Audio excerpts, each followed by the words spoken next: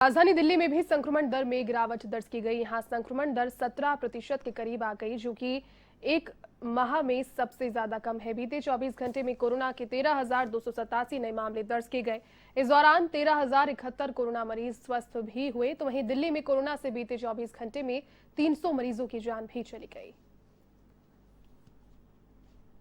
दिल्ली में भी आंकड़ों की अगर बात करें तो लगातार कमी आती जा रही है। आंकड़ों में दिन पर दिन बढ़ोतरी देखने को मिल रही है, जो कि रिकवर्ड मरीजों की संख्या है उसमें 300 लोगों की मौत दिल्ली भर से दर्ज की गई। बीते 24 घंटे में 13,287 नए केसेस दिल्ली से दर्ज किए गए। लेकिन राहत की बात यह है कि बीते एक महीने में सबसे ज्यादा जो मरीजों के रिकवर होने की संख्या है वो भी देश की राजधानी दिल्ली में देखने को मिली।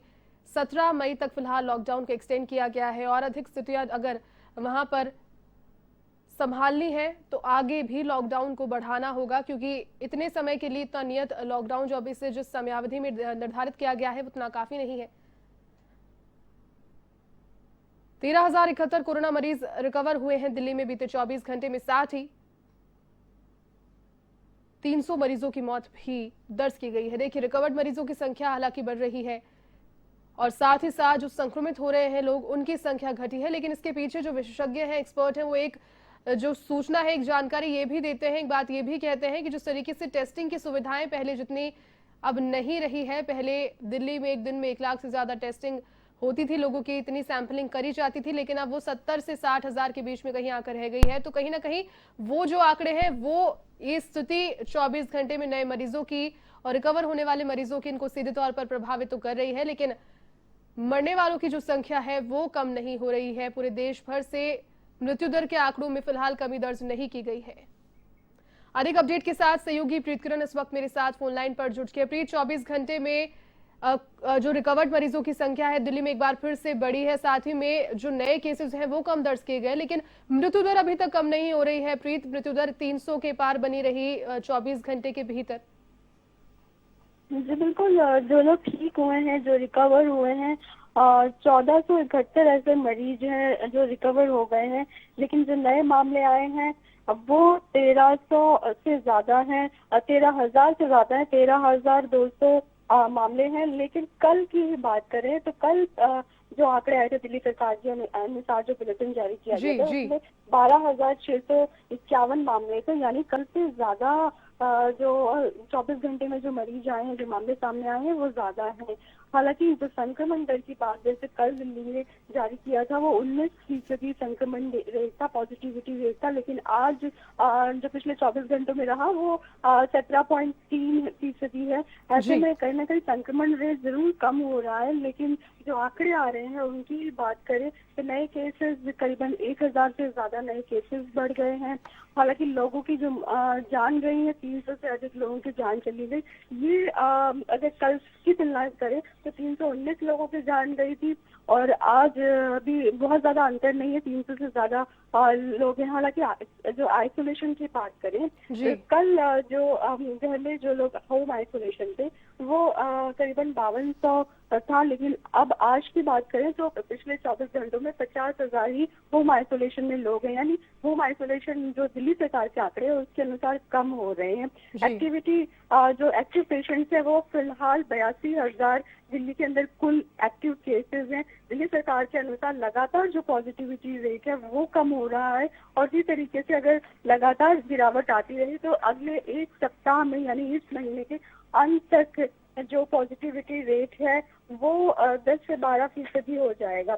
यानी कि दिल्ली में संक्रमण दर बेहद कम होने के बाद जो जितनी ज्यादा बंदिशें लगाई गई हैं, जिस तरीके से दिल्ली में फिलहाल मेट्रो भी बंद है, इसकी वजह से लोगों को आवाजाही में बहुत ज्यादा दिक्कत हो रही है। इस सोमवार से जो बंद की गई उसको दोबारा खोला जा सकता है अगर ये जो पॉजिटिविटी रेट है वो इसी तरीके से कम होती रही। हालांकि दिल्ली सरकार की तरफ से ये कहा जा रहा है कि जो वैक्सीनेशन है उसको ज्यादा से ज्यादा लगाया जाए ताकि जो लोग जिन लोगों को अब तक कोरोना नहीं हुआ है वो बच सकें। लेकिन बावजूद इसके जो कोवैक्सीन है उनके जितने सेंटर्स थे दिल्ली के अंदर 100 से ज्यादा सेंटर्स को बंद कर दिया गया है, क्योंकि दिल्ली के अंदर कोवैक्सीन खत्म हो चुकी है। केवल कोविशील्ड के ही कुछ सेंटर्स ओपन है जहाँ पर वैक्सीनेशन का काम जारी है। जी प्रीत, जिस तरीके से आपने जानकारी दी कि वैक्सीनेशन की जो कमी है वो यहाँ पर हो रही है और कल उप मुख्यमंत्री ने भी खुले तौर पर ये बात कही थी कि भारत बायोटेक उतनी जितनी जरूरतें हैं वैक्सीन नहीं भिजवा रहा है, लेकिन सुप्रीम कोर्ट की अगर भूमिका की इसमें बात करें तो पहले ऑक्सीजन की कमी की जब बात उन्होंने करी या फिर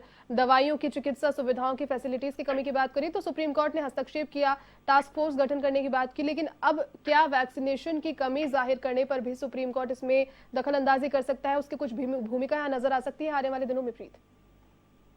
देखिए, स्वतः संज्ञान लेते हुए जैसे सुप्रीम कोर्ट ने ये कहा था कि केंद्र सरकार को इसके लिए क्या कुछ प्लान बनाए हैं वो बताना होगा। अगर केंद्र सरकार नहीं कर पा रही है तो हम इसके लिए खुद सुप्रीम कोर्ट टास्क फोर्स तैयार करेगा या फिर IIT IIM को ये जिम्मेदारी दे दी जाएगी केंद्र सरकार पे। एक कटाक्ष करते हुए सुप्रीम कोर्ट ने ये कहा था, लेकिन केंद्र सरकार की तरफ से कहा गया है कि विशेषज्ञों की राय लेकर ही केंद्र सरकार आगे बढ़ रही है। हालांकि केंद्र सरकार ने ये भी बताया सुप्रीम कोर्ट में कि जो तमाम राज्य हैं उनको विदेशों से वैक्सीन आयात करने के लिए कोई छूट दे दी गई है। इसी तर्ज पे कई राज्यों में ग्लोबल टेंडर जारी किए गए हैं, उनमें से राजस्थान और दिल्ली की ओर से भी ग्लोबल टेंडर जारी किया गया है। MP की ओर से, उत्तर प्रदेश और हरियाणा की ओर से, साथ में तेलंगाना और आंध्र प्रदेश जैसे कई राज्य हैं जहाँ से ये टेंडर्स जारी किए गए हैं। लेकिन फिलहाल कुछ ऐसे राज्य हैं जिनको केंद्र सरकार से मदद मिल रही है, जिसमें छत्तीसगढ़ और हरियाणा की तरफ से ये कहा जा रहा है कि केंद्र सरकार कुछ ही दिनों में, उन्होंने जो मांग की है ये वैक्सीनेशन की, तो कुछ ही दिनों में उनको जो वैक्सीन है वो मिल जाएगी। ऐसे में केंद्र सरकार ये जरूर कह रहा है कि शॉर्टेज है, कंपनीज को अगर एडवांस में जो ऑर्डर नहीं किया गया है अगर उसकी पूर्ति नहीं होती है तो विदेशों से आयात किया जा सकता है। लेकिन ये इसमें कितना वक्त लगेगा ये राज्य सरकारों को भी इस बारे में पूरी जानकारी नहीं है।